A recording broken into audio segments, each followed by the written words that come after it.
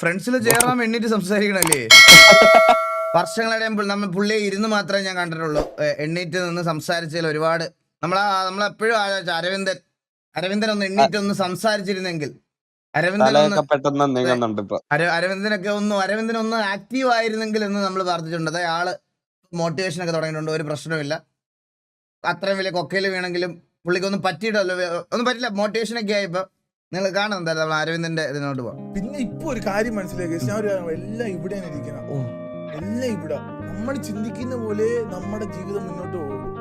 Law of attraction എന്ന് പറഞ്ഞൊരു കാര്യമുണ്ട്, മനസ്സിലായോ? നമ്മൾ അളിയ മൂഞ്ചി അളിയ നാളെ എന്ത് ചെയ്യും അത് ഇത് ചിന്തിച്ചിരുന്നാ പോയി.